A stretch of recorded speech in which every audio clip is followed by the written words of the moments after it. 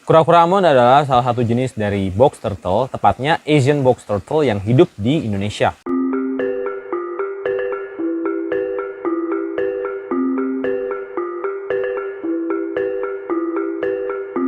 Kura-kura ini dapat ditemui di Pulau Jawa, Sumatera, Kalimantan, bahkan Sulawesi. Habitat kura-kura ini adalah di sungai-sungai kecil yang arusnya tidak terlalu deras, juga di rawa-rawa yang airnya tidak terlalu dalam.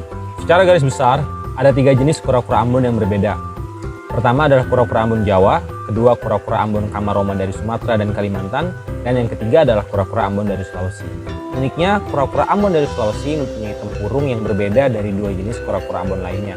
Kura-kura Ambon dari Sulawesi, tempurungnya itu agak ceper, mirip dengan kura-kura daun. Bahkan terkadang secara sekilas orang akan susah membedakan kura-kura Ambon Sulawesi dengan kura-kura daun. Kura-kura ini sepengamatan saya adalah tipe kura-kura scavengers atau kura-kura yang memakan sisa-sisa makanan di dasar kolam atau rawa-rawa atau sungai. Karena secara anatomi tubuh, kura-kura ini memang bukan kura-kura yang bisa berenang dengan baik. Karena tempurungnya yang agak tinggi membuat kura-kura ini kadang kesusahan untuk bisa masuk ke dalam dasar kolam. Namun di beberapa tempat, kura-kura ini dapat beradaptasi dengan baik menjadi perenang yang handal, terutama di beberapa danau. Salah satu yang saya ketahui adalah di Danau Sunter, Jakarta.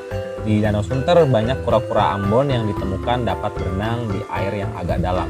Dan saya mengamati sendiri di kolam saya, kura-kura ini kadang hidup di bawah di dasar kolam bersama dengan kura-kura jenis lain yang memang pandai berenang. Saya beranggapan bahwa kura-kura ini cukup susah untuk dipelihara karena banyak orang yang pertama kali mengadopsi kura-kura ini tidak lama kura-kuranya mati atau sakit. Padahal sebenarnya hal tersebut terjadi karena orang-orang tersebut tidak mengerti habitat kura-kura ini yang sebenarnya. Banyak orang pertama kali mengambil kura-kura ini langsung menaruh kura-kura ini di dalam kolam atau akuarium yang berair dalam.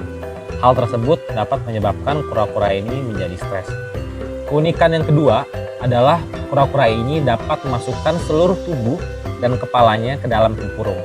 Jadi ketika dia sedang bersembunyi dalam cangkangnya, kura-kura ini terlihat seperti batu. Banyak hewan-hewan yang menjadi predator akan kesulitan dalam memangsa kura-kura ini karena pertahanannya yang kokoh. Maka menurut hemat saya, kenapa kura-kura ini populasinya masih cukup banyak di alam? Karena di alam mereka dapat melindungi diri dengan baik dari predator alaminya, kecuali manusia. Keunikan yang ketiga, konon kura-kura ini dapat berumur sangat panjang. Bahkan ada orang yang mengatakan pernah memelihara kura-kura ini turun-temurun dari neneknya. Dalam penelitian juga dikatakan bahwa kura-kura ini dapat berumur sepanjang 150 tahun. Seperti kura-kura jenis lainnya di Indonesia, kura-kura ini terancam oleh rusaknya habitat, pencemaran lingkungan, juga perburuan liar.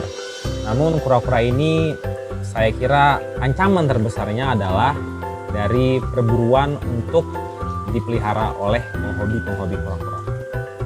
Sekarang status kura-kura ini masih vulnerable, tapi tidak menutup kemungkinan di masa yang akan datang kura-kura ini akan berstatus endanger atau terancam punah. Saya bagi teman-teman yang ingin memelihara kura-kura ini, pertama, pelihara kura-kura yang hasil ternak atau captive breed dan hindari kura-kura hasil tangkapan liar.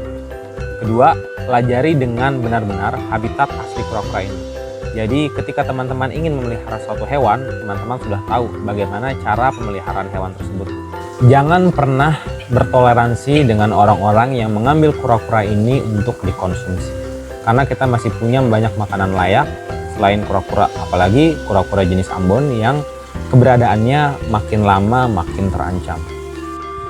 Kura-kura Ambon atau lebih dikenal sebagai kura-kura sawah pernah mendiami hampir di seluruh daerah di Pulau Jawa. Namun karena tergerusnya habitat dan pencemaran lingkungan, kura-kura ini sekarang makin terancam dan hanya ada di beberapa tempat saja. Salah satunya Banyuwangi, lalu di beberapa tempat di Jawa Barat, dan sebagian kecil tempat yang masih berupa rawa-rawa di Jawa Tengah.